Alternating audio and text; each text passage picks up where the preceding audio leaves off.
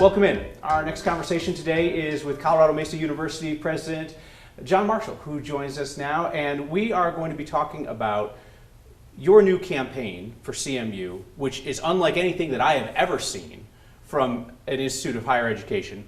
Just so that everybody can see what we're talking about, let's give it a watch.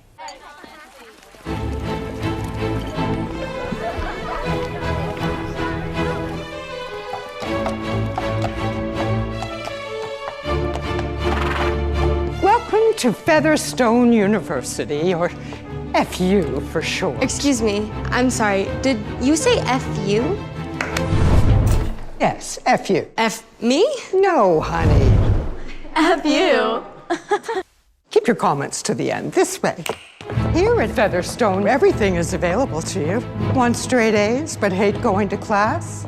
Not a problem. A well-placed gesture from your family Hi, Daddy. can smooth the way and ensure your success. Why work hard when you can just be privileged?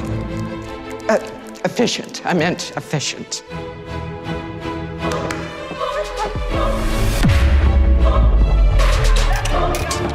And over here is the library. And over here is the common room. There's nothing common about this place. Please don't touch it. Looking for something more real? Yes. Come to Colorado Mesa University. Who said that? We care about who you are, not who you know.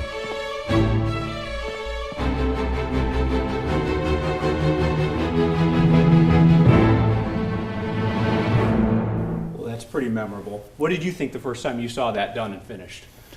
You know, I thought it was funny. The creative team, I thought, did a nice job of taking a vision and animating it, as only creatives can. That's not my skill set, but I admire the work that people that can do it. There are going to be people who see that and are taken aback by it. There are going to be people who see that and laugh. Yeah. There are going to be people who see that and get offended by it. Are you prepared for that? Yeah, I think we're trying to drive at a conversation and really recognize a conversation that's happening all over this country right now around kitchen tables. And that is, I think, this deep sense that higher ed's off track. And so we're trying to address that in a very authentic and direct way, while hopefully not taking ourselves quite so seriously. The issue that we're really trying to respond to is something like this. The Gallup organization does polling on a regular basis, specifically asking Americans, what do you think about higher ed? How are they doing? And over the last several decades, you just see this precipitous decline where, you know, a few decades ago, it's like 60% or 2/3 or something of Americans said, higher ed, you're on track and we can trust you to do what you are supposed to do.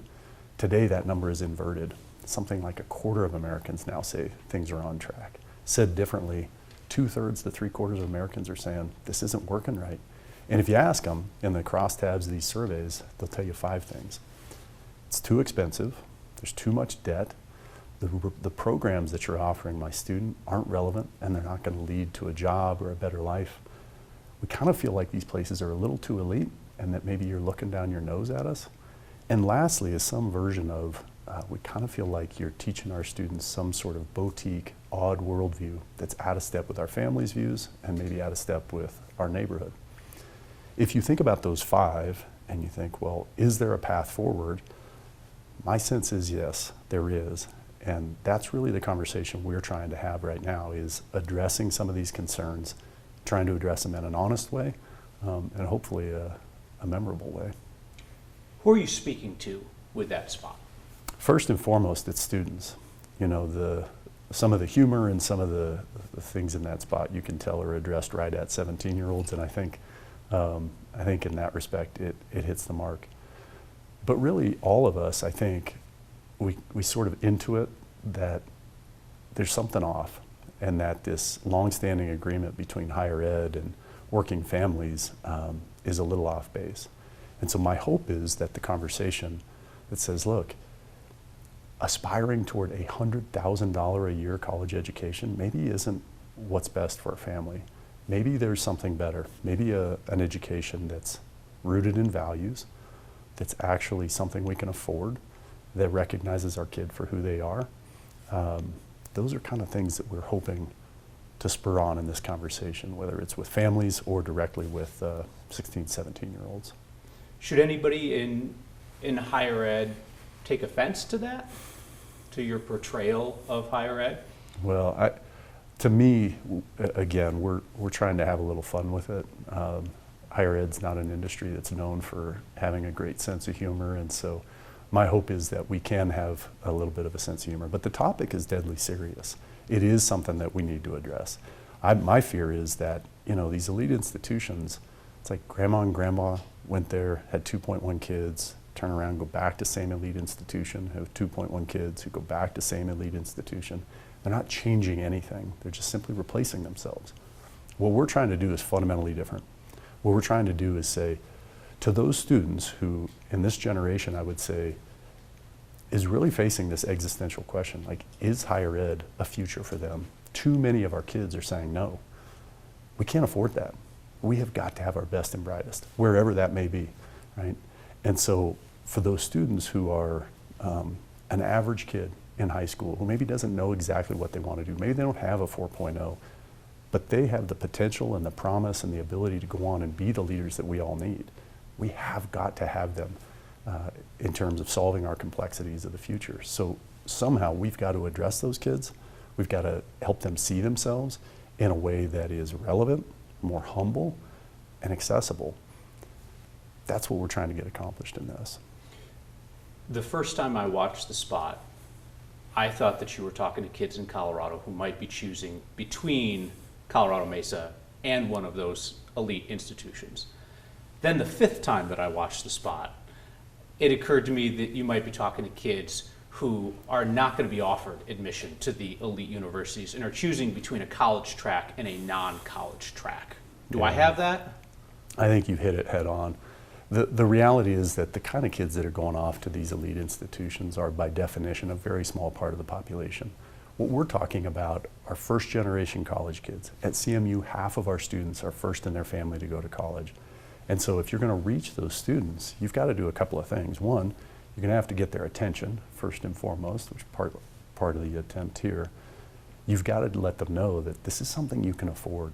This is not just for kids who come from the right families. Like, if you want to go get a diesel certificate, if you want to go be an electric lineman or a welder, you want to go get a 4-year degree in accounting or engineering, like, it is possible.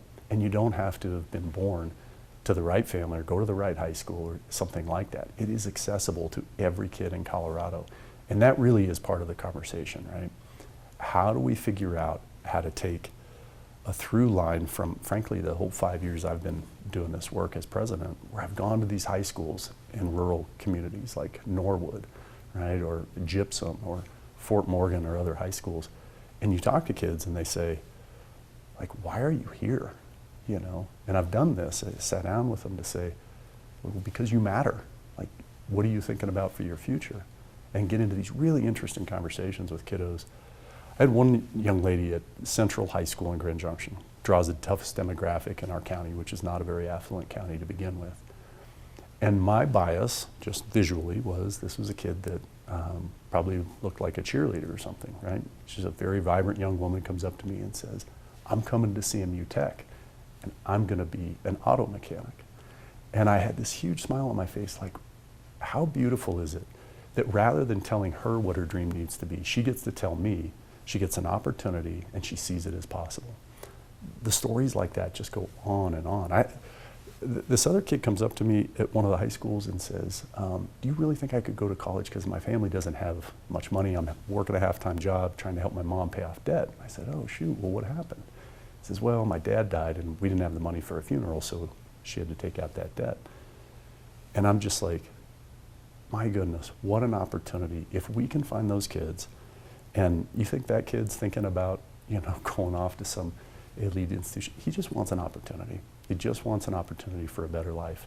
And so for us, our values of love, dignity, resiliency, humility, courage, curiosity, and power, those are our 7 values. Those values for a university that tether us together. How do we help those students see themselves as having a pathway?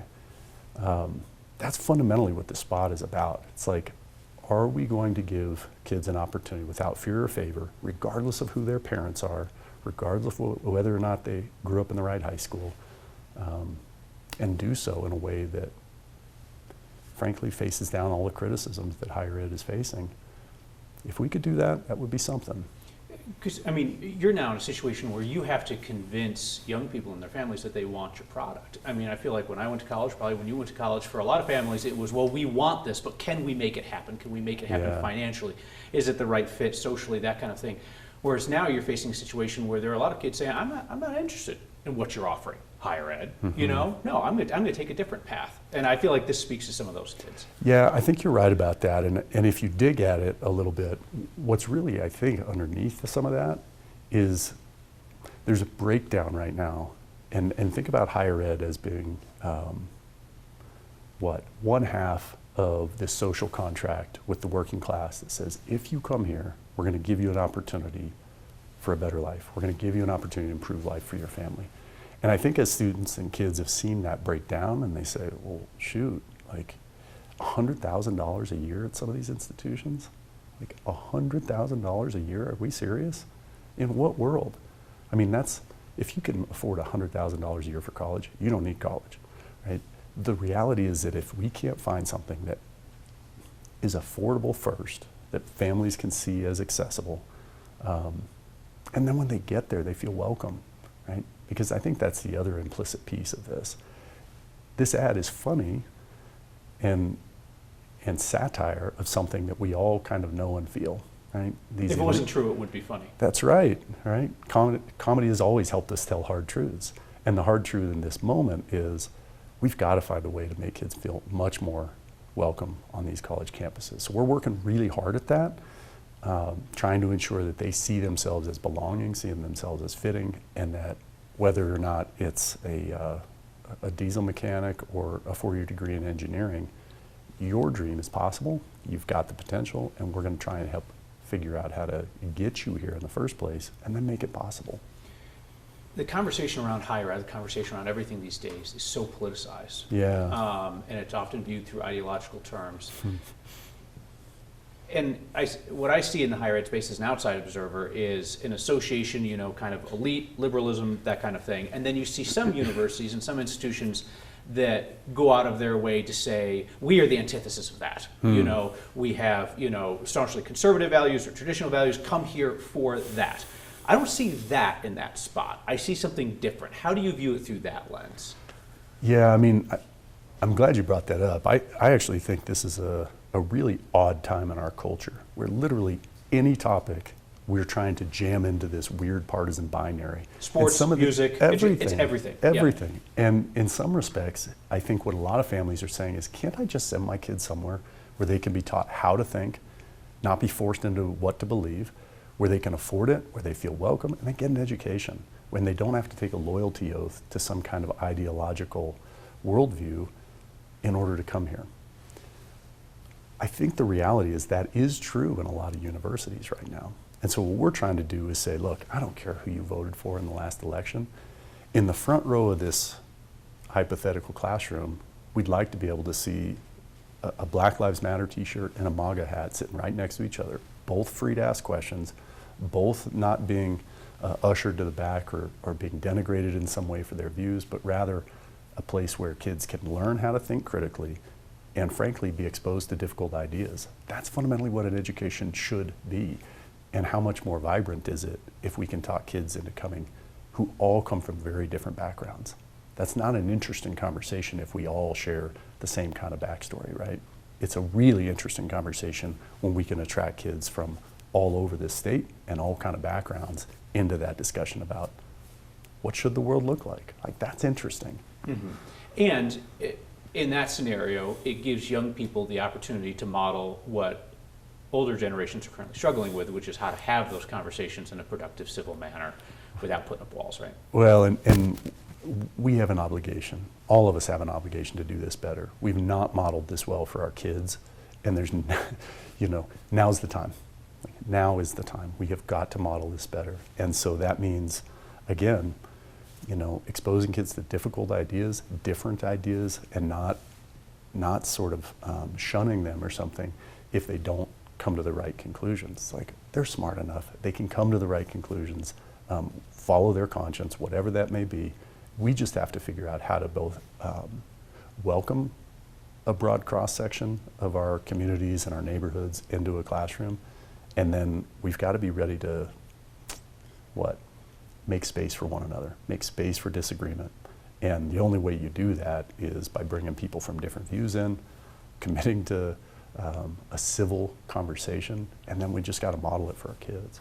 Practical question about the spot. Yeah. When I saw it, I was like, okay, well, the production value on this is really high. This probably cost a lot of money to put together. We all know what the traditional university campaign usually looks like, right? You know, smiling group of diverse students walks across the quad, smiling group of diverse students in class, you know, professor calls on smiling group of diverse students. Like, we've all seen that ad a million times, and they're probably pretty inexpensive to put together. Why was it worth taking this big swing from a marketing perspective? Because we've all produced that same spot. You turn on college football on Saturday, and I dare you to try and discern the difference between every single university spot out there.